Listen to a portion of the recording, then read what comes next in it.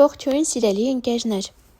այս հոլովակում ձեզ համար կներկայացնեմ 2025 թվականի հուլիս ամսվա տարրո կանխատեսումը կշեռք նշանի համար։ Հինգական քարտով կնայենք ամսվա կարևոր իրադարձությունները,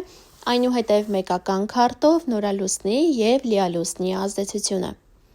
Յուրաքանչյուր քարտի էներգիան անպայման բոլոր կշեռքները իրենց կյանքում զգալու են, թե որ ոլորտում կլինի և ինչ դրսևորմամբ, արդեն ամեն մեկի մոտ մի ձևով է արտահայտվելու։ Եթե ձեզ հետաքրքրում է անհատական տարրո կանխատեսում, կարող եք ինձ գրել ինստագրամյան էջում անձնական նամակով։ Ոչ միայն կանխատեսում տարրո, այլ կարող եք դիմել նաև հորոսկոպի հետ կապված, ծննդյան քարտեզի վերլուծություն, սոլյար, այսինքն առաջիկա տարվա փոփոխությունները եւ այլն։ Այսպիսով, սիրելի կշեռքներ, ամիսը ձեզ համար կսկսվի մեկուսացմամբ, թե որ ոլորտում կլինի եւ ինչ ձևով, ամեն մեկը մի ձև կզգա, այն կարող է պայմանավորված լինել օրինակ հանգստով, ոմանք ուղղակի մնան տանը հանգստանան կամ մեկնեն որևէ տեղ հանգստանալու, կարող է պայմանավորված լինել նաեւ այս իզոլացիան առողջության խնդիրներով, գուցե գնաք բժշկի, ինչ որ հարցեր դիմեք, կամ խորանաք ինչ որ մի բանի մեջ, ինչը որ ձեզ պետք է, թե ինչն է պետք, արդեն ամեն մեկը մի ձև կզգա, բայց ինչ որ բան ձեզ կհետաքրքրի եւ կփորձեք այնտեղ խորանալ, ինչ որ բացահայտումներ կատարել։ Որևէ առաջարկ գուցե ստանաք, որը այնքան էլ ձեզ տրտով չի լինի, ձեր պատկերացրածով չի լինի։ Առհասարակ ամսվա ընթացքում ձեր մտքերը շատ խառը կլինեն, դժվար կկենտրոնանաք, գուցե ընտրության առջև կանգնեք, բայց շատ խառը լինի ինֆորմացիան եւ դժվարությամբ կենտրոնանաք եւ ձեր ընտրությունը կատարեք։ Ձեր գործերում առաջընթաց է սպասվում, թե որ գործերում կլինի, որ ոլորտում կլինի, մի ձևով այն կլինի, բայց անպայման ինչ որ տեղ ձեզ համար առաջընթաց է լինելու, թե ֆինանսական դաշտում կարող է լինել, թե հարաբերություններում եւ այլն, կամ ինչ որ իրավիճակ կլինի, որի ամբողջական ղեկավարումը կարող եք վերցնել ձեր ձեռքը։ Եթե պլաններում ունեք տրանսպորտային միջոց ձեռք բերելու, կստացվի ձեզ մոտ։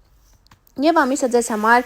կավարտվի կրկին ինչ որ դադարով, մեկուսացմամբ, մի քանի օրով գուցե մնաք տանը, կամ հնարավոր է առողջական խնդիրներ առաջանան, գնաք բժշկի, հնարավոր է իհարկե այս քարտերի միացության արդյունքում վիրահատություն լինի, իհարկե սա բոլորին չի վերաբերվում, կարծում եմ հասկանում եք, բայց կարծես ինչ որ պահ պետք է կանգ առնեք եւ ընտրություն կատարեք, որը ձեզ համար այնքան էլ հեշտ չի լինի։ Այժմ նորալուսնի եւ լիալուսնի հետ կապված առաջինը լիալուսին ենք ունենալու ամսի 10-ին։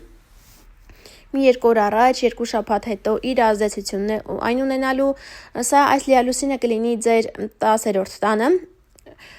ներողություն 4-րդ տանը, այսինքն պայմանավորված կլինի տան հետ կապված բնակության վայրի, ընտանիքի անդամների, այստեղ ինչ որ ավարտ է ձեզ սպասվում, ինչ որ բան ձեզ համար կավարտվի, ինչ որ դուր ձեզ համար կփակվի եւ նորը կբացվի։ Տարբեր կլինեն, հարցերը, գուցե օրինակ անշարժ գույք վաճառեք եւ նորը գնեք, դա եւս մի բան փակվեց, մյուսը բացվեց։